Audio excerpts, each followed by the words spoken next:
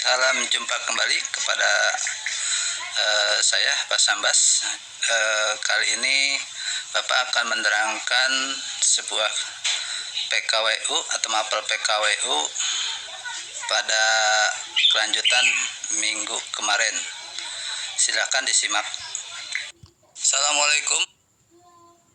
Oke, kita lanjut ya.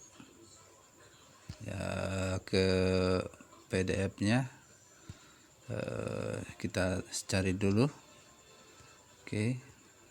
Nah, ini kali ini kita sudah ke pertemuan yang ketiga atau RPP ketiga yang berjudul dengan ciri-ciri seorang wirausaha.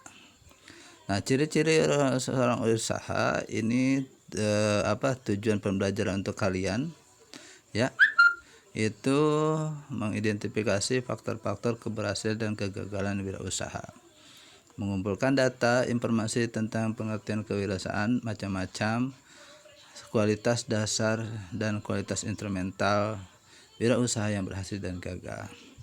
Oke. Ini kata kuncinya adalah usaha, kualitas wirausaha, kewirausahaan dasar dan apa sih ciri-ciri wirausaha yang sukses? Nah, ini dia ciri-ciri usaha yang sukses. Nah, apa ya kira-kira? Oke, kita lanjut. Nah, ciri-ciri seorang wirausaha yang tepat adalah pertama, percaya diri. PD adalah suatu modal untuk kita untuk mempertahankan suatu kepercayaan diri kita ya terhadap orang lain, terhadap diri kita untuk maju terus. PD atau percaya diri itu bisa berawal dari sebuah emosi. Emosi kita itu harus bisa mengendalikan bagaimana caranya untuk pede ya. Bagi kalian mungkin pede ketika kalian disuruh sama gurunya maju ke depan untuk menceritakan ataupun sesuatu yang diperintah oleh guru ke depan. Nah, disitulah harus pede ya. Yang namanya belajar harus pede. Oke, yang kedua, berorientasikan tugas dan hasil. Maksudnya di sini untuk seorang wirausaha, dia selalu orientasi tugas dan hasil. Artian tugas dan hasil, tugas yang dikerjakan sesuai dengan rencananya dan bagaimana hasilnya, outputnya. Nah, itu ketika hasilnya dari tugas itu bisa memuaskan secara optimal, berarti seorang wirausaha itu bisa termasuk berhasil. Oke. Yang ketiga, berani mengambil risiko. Nah, ini berani mengambil risiko artinya seorang wirausaha ya harus mengambil sikap ketika terjadi suatu problem atau dilema masalah usahanya. Dia harus berani apakah harus diambil keputusan itu atau tidak.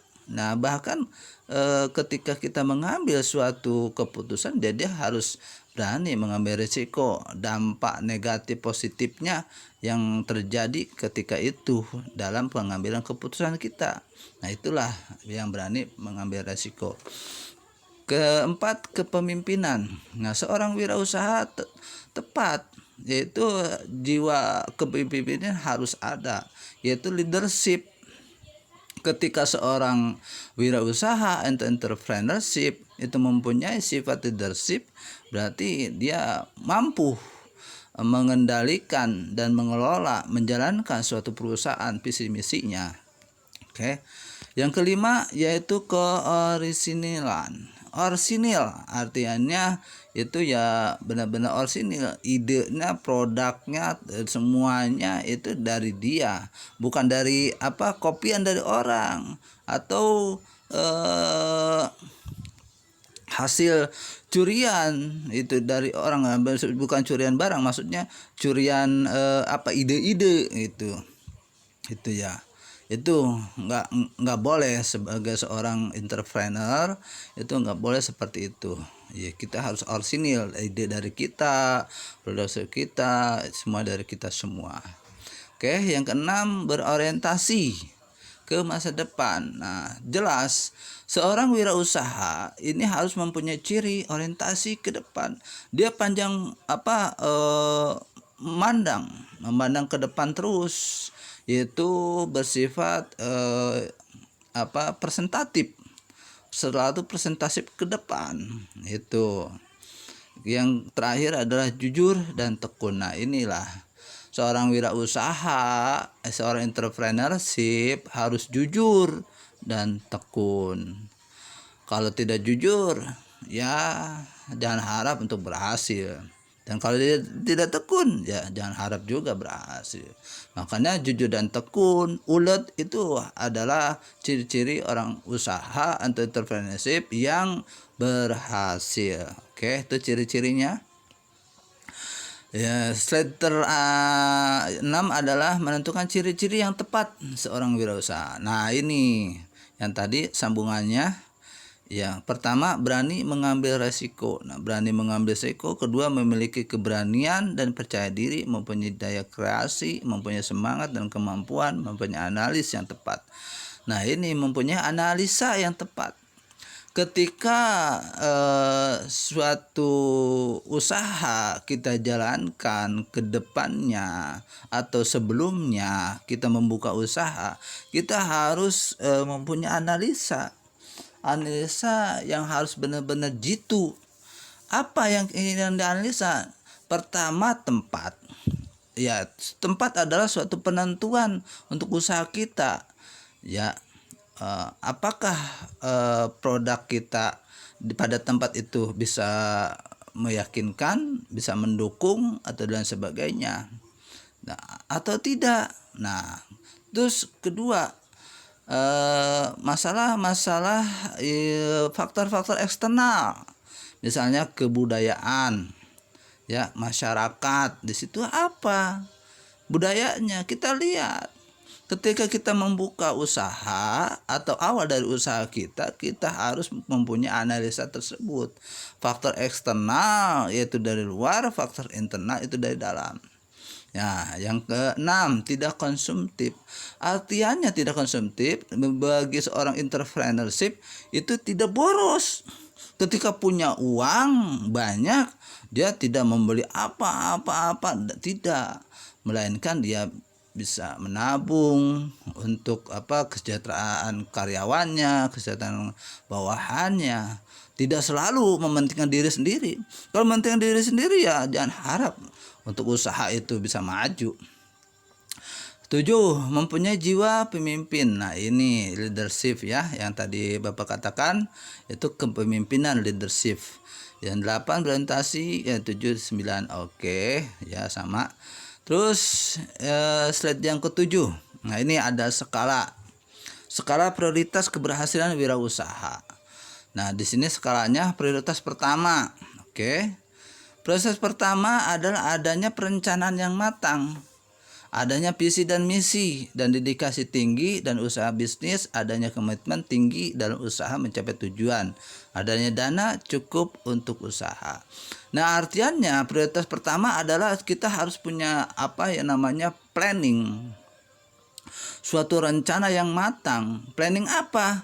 Planning masalah keuangan, planning masalah produk, planning masalah tempat, planning dan masalah MSDM dan sebagainya. Kita harus berencana sematang-matangnya agar tidak mengecewakan ke depannya gitu.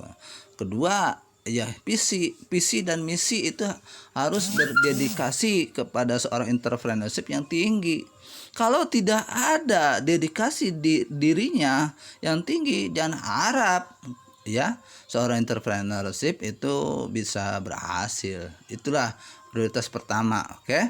Prioritas kedua yaitu MSDM yang handal dan teknologi. Nah, itu ketika kita punya punya usaha ya, kita harus mengedepankan masalah MSDM ataupun tenaga kerja kita, ya. Tenaga kerja kita harus benar-benar sesuai dengan backgroundnya, sesuai dengan ahlinya, ya. Kalau tidak, ya jangan harap, ya, nggak nyambung gitu kalau tidak. Nah, itu yang kedua, adanya manajemen usaha yang baik. Nah, manajemen suatu perusahaan itu harus apa sih itu manajemen? Manajemen adalah suatu pengelolaan, pengaturan, pengawasan, pengendalian semua di dalam roda perusahaan. Nah, itu adalah manajemen yang namanya sesuai dengan realitas. Jangan kelabu, ya. Jangan datanya tidak asal-asalan, jangan. Harus real, benar-benar real. Itulah adalah manajemen, ya. Yang ketiga, adanya faktor internal dan eksternal berupa peningkatan barang dan jasa. Nah, ini yang tadi Bapak katakan, ya. Faktor eksternal dan internal. Nah, ini berorientasi pada masa depan. Nah, ini faktor internal itu di sini sangat mempengaruhi kita. Internal itu dari dalam diri perusahaan kita, di diri kita, ya. Eksternal itu dari luar yang tadi. Kita harus punya rencana atau planning, ya, yang tepat. Rencana produk, rencana tempat, rencana harga, rencana MSDM, tenaga kerja kita itu kita harus punya rencana-rencana gitu. Itu kalau itulah adalah faktor-faktor eksternal. Ketika kita tidak mempersiapkan faktor-faktor eksternal dan kita mempersiapkan hanya satu aja faktor internal, waduh, ya, kedepannya kita berat gitu, ya. Karena faktor eksternal ini sangat menentukan juga itu selain faktor internal. Contoh, misal, ya, kita seorang usaha, yaitu misal kita seorang usaha pakaian, di bidang garment. Tapi perusahaan kita itu ada di tengah-tengah hutan. Bagaimana mungkin, ya kan, usaha kita bisa maju? Bagaimana mungkin produk kita bisa tersalurkan kepada konsumen? Ya kan? Nah, itu contohnya seperti itu. Nah, contoh lagi, misal di dalam suatu komunitas tersebut, di dalam masyarakat tersebut, lingkungan tersebut, budayanya adalah orang-orang muslim atau orang-orang santri. Nah, di situ tepat kita memilih tempat tersebut, yaitu busana muslim. Nah, itu baru nyambung. Insya Allah kedepannya kita bisa maju usaha kita. Nah, itu namanya faktor eksternal dan faktor internal itu saling berkaitan, ya. Tidak bisa dipisahkan. Oke. Prioritas yang ketiga untuk menjadi kesuksesan yaitu pertama, adanya keterampilan dan pengalaman bidang usaha. Jelas, ya, yang namanya kemampuan, skill kita harus punya, ya, usaha karakteristik dari diri kita, skill kita, karakteristik dari produk kita, karakteristik dari usaha kita. Karena kenapa? Kalau tidak punya karakter usaha kita, produk kita, ide kita, ya itu konsumen atau pembeli atau pelanggan kita itu akan bosan dengan sendirinya, itu, ya. Itu harus punya. Yang kedua, adanya kecocokan minat terhadap usaha. Nah, ini yang namanya minat itu berarti di situ berkaitan dengan konsumen. Ketika konsumen ingin membeli produk kita harus bisa mempunyai sebuah rencana atau planning. Bagaimana caranya produk kita, ya, bisa menarik dan mengambil hati konsumen atau pelanggan, ya. Itu teknik pengemasan sedemikian rupa, teknik masalah harga dan lain sebagainya. Banyaklah kalau masalah itu. Oke. Yang terakhir adalah sarana dan prasarana yang lengkap. Nah, iya jelas prioritas sekali ya. Yang namanya sapras itu sarana dan prasarana di dalam usaha kita harus punya. Kita harus punya ya. Oke. Kita harus punya. Ya, itu sapras. Tanpa sapras, tanpa sarana dan prasarana, ini maksudnya kita punya gedung, kita punya alat mesin-mesin ya, perlengkapan peralatan, itu namanya sapras, sarana dan prasarana. Oke ya, ini slide yang ke-8, pengelolaan keuangan. Nah, ini jelas di dalam pembukuan seorang wirausaha kita harus terampil juga, harus tahu juga. Kalau tidak tahu pembukuan seorang wirausaha atau seorang entrepreneur, ya bisa bangkrut, bisa dikibulin sama bawahan kita, sama staf kita. Nah, itulah itu ya, membuat pembukuan keuangan itu harus benar-benar ya. Kita harus ngerti bagaimana outputnya, bagaimana inputnya, barang yang keluar berapa uangnya, berapa biayanya, barang yang masuk berapa uangnya, berapa biayanya, gitu. Disitulah terjadi yang namanya rugi laba. Ketika kita banyak outputnya daripada inputnya, kita akan rugi ya. Kita akan rugi, akan defisit gitu. Ketika inputnya banyak atau uang yang masuk ke dalam perusahaan kita daripada output atau barang yang keluar, itu kita akan profit, laba, itu namanya untung. Nah, itulah kita harus tahu seperti itu. Oke. Nah, sebagai seorang wirausaha atau entrepreneur, kita harus memonitor, mengevaluasi secara berkala. Itu harus diawasi terus, harus dikendalikan terus semua jalurnya keuangan itu ya. Oke, nah ini membiasakan diri menabung. Oke, nah itu seorang entrepreneur itu tidak konsumtif ya, melainkan menabung. Untuk apa? Untuk kelangsungan usahanya ke depan ya. Oke. Slide 9. Nah, ini mengatasi masalah kegagalan wirausaha. Bagaimana sih caranya? Yaitu kita menentukan ya pilihan-pilihan yang tepat untuk mengatasi masalah kegagalan. Nah, ini masalahnya. Seorang entrepreneur no say planning, tidak pembuatan dalam planning atau tidak rencana. Seorang entrepreneur tidak mempunyai rencana, itu bakal gagal ya, bakal asal-asalan, jelas itu ya. Kita harus punya planning ya, jangan katakan planning. Nah, itu kedua, knowledge, yaitu pengetahuan, keterampilan, kemampuan atau skill di dalam produk bidang kita, skill di dalam keuangan usaha kita, skill di dalam tempat dan sebagainya, MSDM dan sebagainya. Bisa itu. Tanpa itu jangan harap usaha kita berhasil ya. Itulah. Terus yang ketiga, orientasi. Selalu berorientasi ke depan, jangan ke belakang ya. Itu seorang entrepreneur harus berorientasi ke depan, maju terus, presentatif terus, maju pantang mundur. Nah, itu 1 kali langkah gagal, 2 kali langkah gagal, 3 bangun langsung maju, pantang menyerah. Nah, itu harus berorientasi ke depan.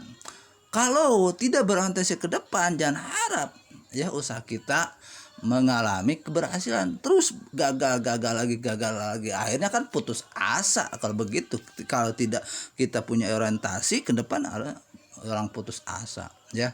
Itu bukan jiwa seorang entrepreneur ya. Terus yang keempat, spesial jelas ya. harus punya karakter. Ini spesial itu karakter produk kita, ya, karakter diri kita, karakter usaha kita itu harus punya. Nah itu ya, disitulah ciri-ciri keunikan seorang entrepreneur. Keempat, kelima, marketing. Nah, marketing ini dalam pemasaran. Nah, pemasaran bagaimana sih produk kita dipasarkan ke keluar atau ke konsumen, sampai ke tangan konsumen, sampai ke konsumer, itu bagaimana caranya?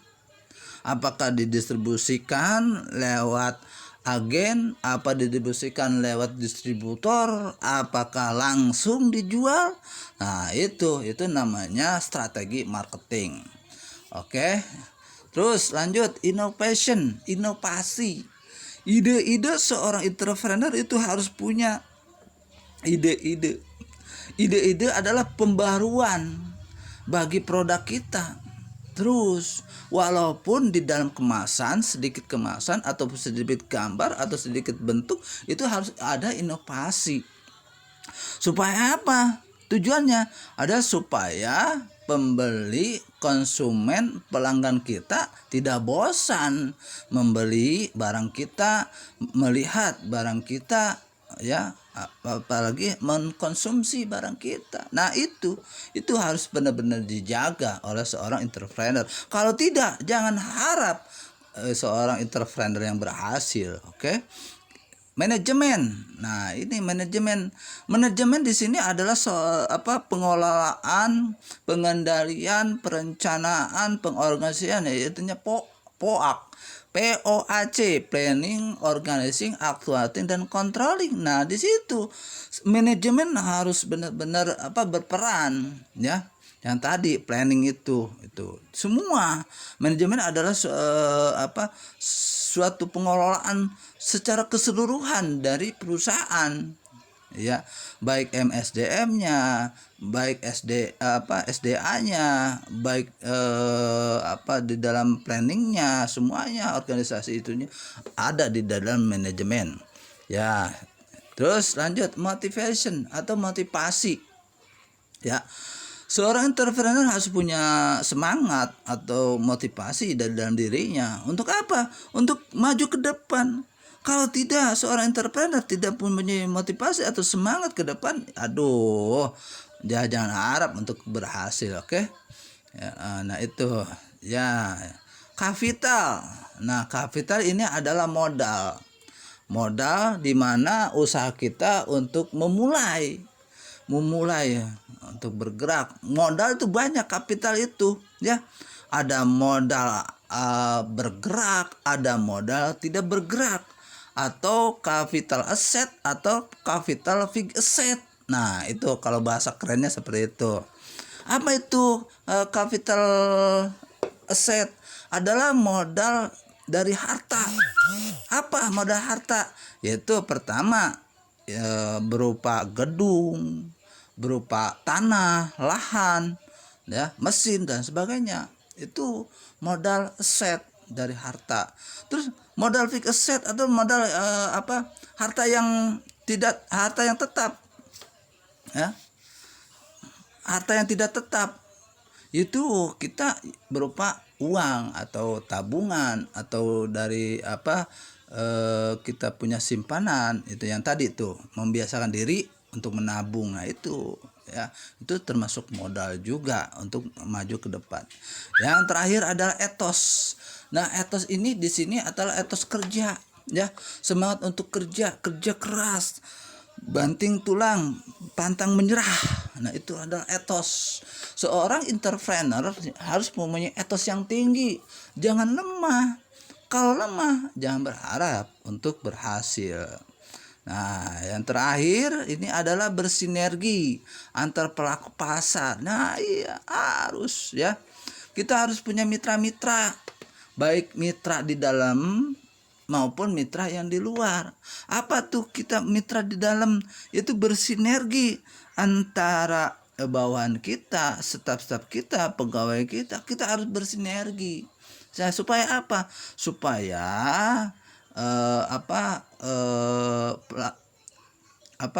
karyawan-karyawan kita tidak bosan, ya, tidak jenuh, ada semangat dia untuk maju ke depan. Oke. Terus bersinergi keluar eksternalnya. Kita harus punya mitra atau partner kerja, ya, di luar, ya, partner bisnis gitu. Oke.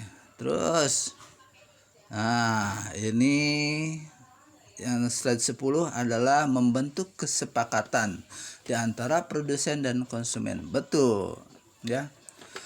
Seorang entrepreneur di dalam mempromosikan atau menjual atau strategi marketing itu harus adanya suatu MOU atau kesepakatan antara produsen dan konsumen. Untuk apa? Untuk menjaga, ya, bisa menjaga masalah harga paksa pasar, ya. Yang kedua adalah bisa menganalis biaya peluang, itu, ya. Itulah gunanya MOU antara produsen dan konsumen. Nah, itu, ya. Teknik analis pasar. Maksudnya di sini teknik analis pasar itu melihat harga-harga pasar, terus yang diberikan kepada konsumen, apakah harga kita itu dalam produk kita itu harganya pantas atau tidak.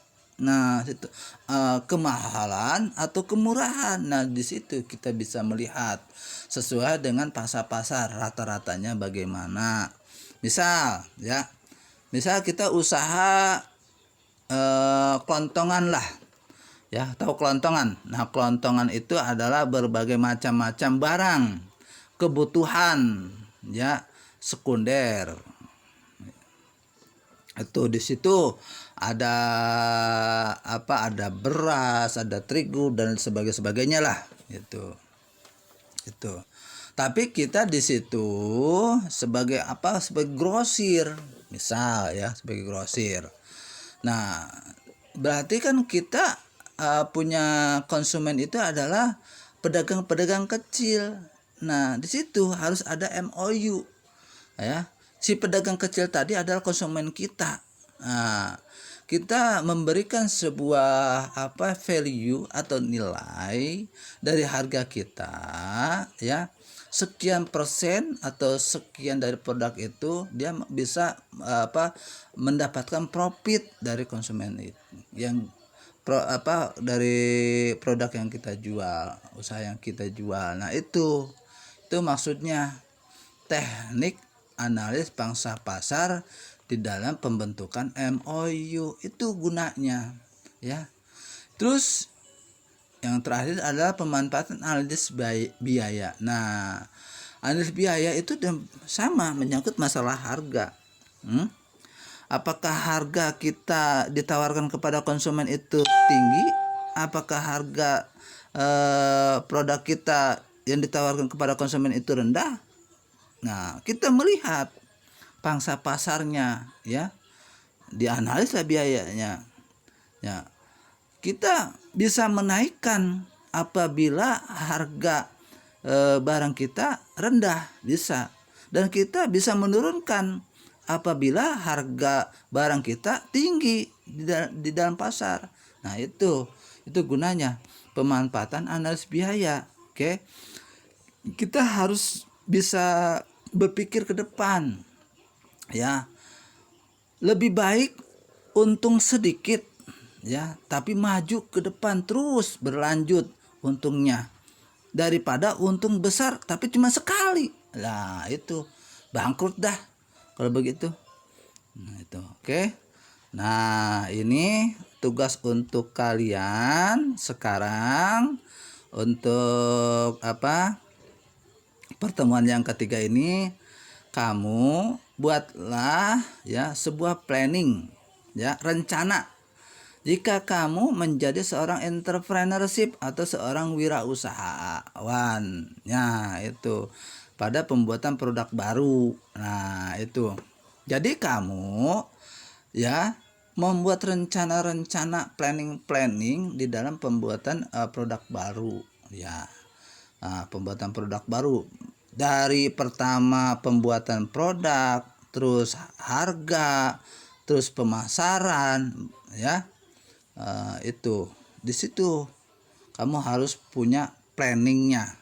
Anggaplah kamu sebagai seorang entrepreneur, anggaplah kamu sebagai dirinya seorang wirausaha. Kamu ingin membuka usaha baru, produk baru yang belum dikenal sama konsumen, sama pelanggan. Bagaimana caranya? Nah, itu ya, kamu harus buat planning atau rencana dalam pembuatan produk baru. Oke? Oke, selamat menjalankan tugas. Semoga sehat selalu. Amin. Wabillahi taufiq wal hidayah. Wassalamualaikum warahmatullahi wabarakatuh.